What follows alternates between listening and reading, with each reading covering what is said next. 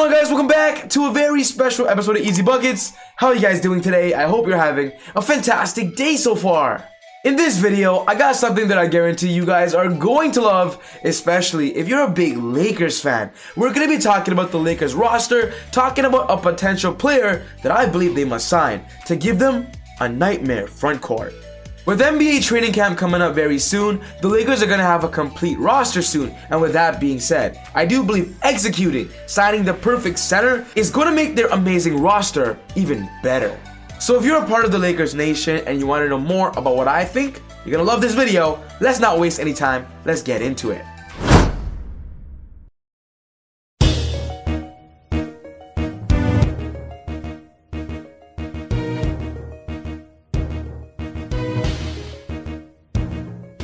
The topic that we're going to be talking about today, I'm very excited for and strongly believe the Lakers must do. As we speak, the Lakers are now in that situation where they have to be very smart. They have to target the perfect players to fill up the end of the roster, because honestly, if they fail to do so, it might affect them long term and of course in their deep championship run.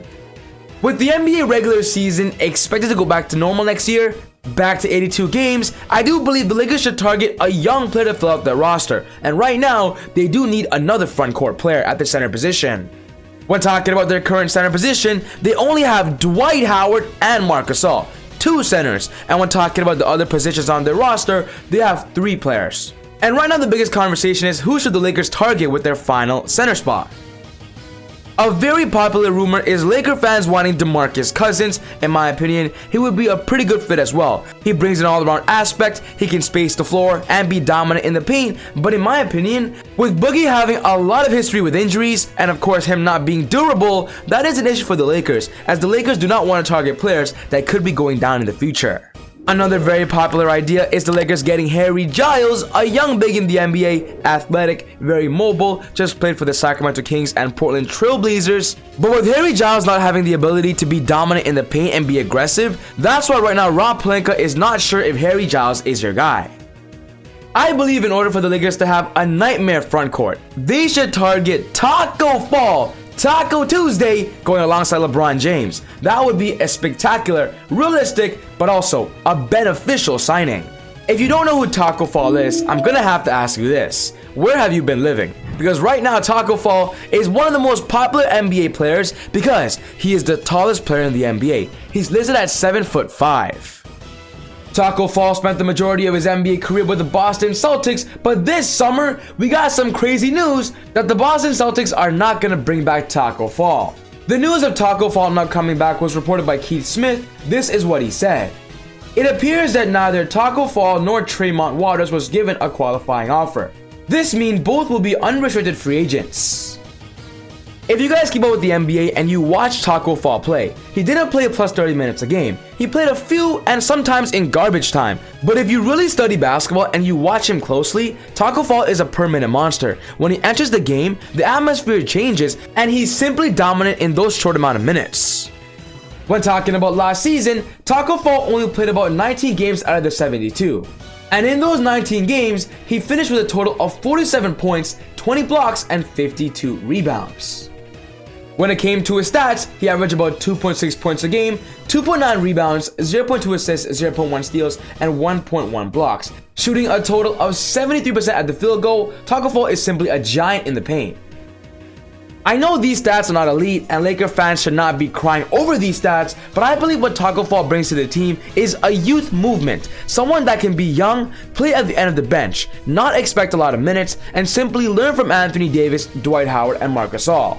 I do believe if the Lakers sign Tacko Fall, he's going to bring so much valuable skill sets that are under the radar. For example, he can play good defense in the half court, he can protect the rim with expertise, and with Russell Westbrook and LeBron James both being drive and kick players, they can also drive and then do a quick alley-oop to Tacko, as Tacko literally does not have to jump to get an alley-oop shot in. With Tacko listed at 7'5", some could argue he's very slow, he's not athletic, but honestly, if you watch him play, he's pretty coordinated and is not that bad on his footwork. A lot of Laker fans could argue that Tacko Fall cannot score, he's not reliable when it comes to finishing, he's not a consistent shooter, and he's not aggressive in the paint. And even when talking about his free throws, Tacko Fall isn't the best free throw shooter. I can atone to all of those. I can say all of these things as well and kind of agree with you. But the best part about Tacko Fall is his mentality and personality.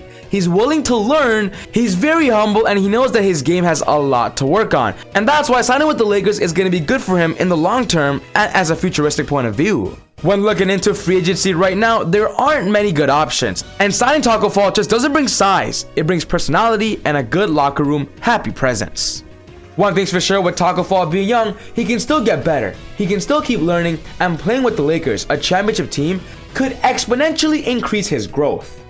2 years ago, the Lakers won the NBA championship because of their size, their giant personality, and their huge front court, and I believe Tacko brings that height advantage. The Lakers don't need Tacko Fall to play plus 20 minutes a game, but when he does check in, he can intimidate the defender and simply be a giant down in the middle. Of course, a fun fact about the Lakers getting Tacko Fall is now we can see LeBron James and Tacko Fall on the same team. We all know LeBron loves to say, Taco Tuesday! And now with Tacko Fall coming, it will be ironic, but kind of cool. During this offseason, the Lakers lost Kostas Antetokounmpo, so I believe losing him, Tacko Fall will kind of be a replacement as their young, freak, giant player that can enter the development stage. And oh boy, if the Lakers can develop Tacko Fall, a 7'5" monster, they will be unstoppable for the future. Imagine a strong Tacko Fall with a future superstar of Anthony Davis. Oh boy, the Lakers' future would be bright. We just got some recent news apparently too that the Lakers might not be getting Marc Gasol back. According to Mark Stein, Marc Gasol is not confirmed to be on the Lakers roster next season, and if the Lakers ultimately lose Marc Gasol, he goes back to his home country and plays his final year there. I do believe going fast and signing a center of Tacko Fall is going to be a top priority, and of course signing another one as well. With Tacko Fall being a UFA right now, I believe the Lakers should offer him a veteran's minimum contract, or if anything, a two-way contract deal. Add him to your G League team, add him to your preseason team, and test out if this would be a good fit. And then of course from there, move forward to a potential future. One thing's for sure, the Lakers have their main rotation, their main 12, their starting 5, their main bench, so Tacko Fall will be coming in as a youth movement. Learn from the players and simply be a beneficial factor for their future. So yes guys, this wraps up my video for today, talking about the Lakers and the possibility of them having a nightmare front court with Tacko Fall. What's most important to me is I want to know your thoughts. Do you believe this is a good signing for the Lakers, or do you believe they should target somebody else? Put your thoughts down in the comments below. But other than that, take it easy, God bless. I'll see you all next time on Easy Buckets. Whoa!